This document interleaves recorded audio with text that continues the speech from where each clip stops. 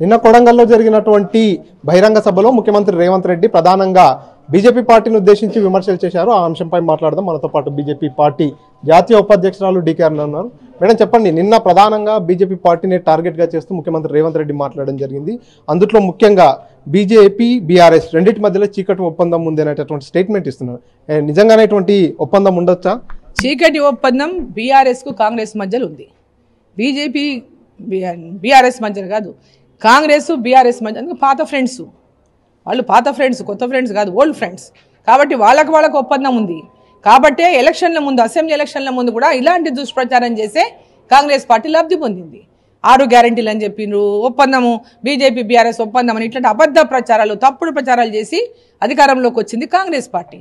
ఈరోజు ఇప్పుడు కూడా భారతీయ జనతా పార్టీకి భయపడి తెలంగాణలో అత్యధికంగా పార్లమెంటు సీట్లు మోదీ గారిని గెలిపిస్తున్నారని ఈరోజు భయపడి వాళ్ళు ఇటువంటి అబద్ధ ప్రచారం మళ్ళీ మొదలుపెట్టిండ్రు. ఈరోజు వాళ్ళ ఇద్దరు చీకటి ఒప్పందమే కదా, ఈ వాళ్ళే కదా ప్రచారం చేస్తుంది. బీజేపీ బీఆర్ఎస్ పొత్తు అవుతున్నారు, ఒక దుష్ప్రచారం చేస్తున్నారు ఒక పక్క, మళ్ళీ వాళ్ళిద్దరు ఒకటని చెప్పి ఇంకో ప్రచారం, వాళ్ళిద్దరు ఒకటే. ఇటువంటి దుష్ప్రచారాలకు వాళ్ళే నాంది పలుకుతున్నారు. ఇటువంటి సిగ్గుమాలిన రాజకీయాలు మానుకోవాలి.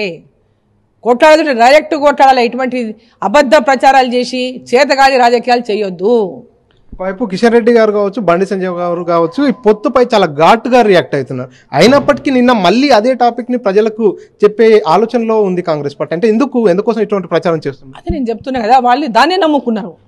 మొన్న ఎలక్షన్లో దాన్ని నమ్ముకొని అధికారంలోకి వచ్చారు కదా, బీజేపీ బీఆర్ఎస్ ఒకటి అని ఆ ప్రచారం చేసి అధికారంలోకి వచ్చినారు బొట్టాబొట్టి స్థానాలతోన.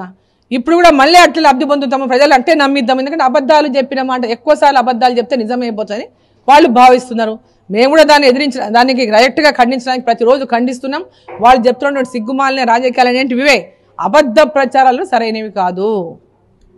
మరో అంశంపై కూడా ముఖ్యమంత్రి రేవంత్ రెడ్డి మాట్లాడారు. పాలమూరు రంగారెడ్డికి జాతీయ హోదా ఇవ్వట్లేదు, ఏం మొహం పెట్టుకొని ఓట్లు అడుగుతారు అనేటటువంటి హాట్ కామెంట్స్ చేస్తున్నారు. వాళ్ళు ఏ మొహం పెట్టుకొని ఈ ఓట్లు అడుగుతారు చెప్పండి? వాళ్ళు ఢిల్లీలో గెలిచేది ఉందా? వాళ్ళు ఇక్కడ పార్లమెంట్ గెలిచి ఢిల్లీలో ఏమైనా అయ్యేది ఉందా? వాళ్ళకి ఎందుకండి పార్లమెంట్ సీట్లు? వాళ్ళు ఏం ఇప్పుడు పొద్దుమోకులు పోయి మా ప్రధానమంత్రి ముందరనే చేతులు జోడిస్తున్నారు కదా మాకు డెవలప్మెంట్ కావాలని. ఇక్కడ పార్లమెంట్ సభ్యులు పెద్ద ఎత్తున ఉంటే ఇంకా తెలంగాణకు న్యాయం జరుగుతుంది, లాభం జరుగుతుంది. వాళ్ళకి ఎందుకండి పార్లమెంట్ సీట్లు? ఏం చేయడానికి? రాహుల్ గాంధీ ప్రధానమంత్రి అవుతాడా? అయ్యేది ఉందా? దేశమంతా నరేంద్ర మోదీ కావాలని కోరుకుంటున్నారు. రాహుల్ గాంధీ పేరు ఎవరన్నా అంటున్నారా? వీళ్ళు రాహుల్ గాంధీ ప్రధానమంత్రి అవుతారంటే నవ్వుతున్నారు అందరూ.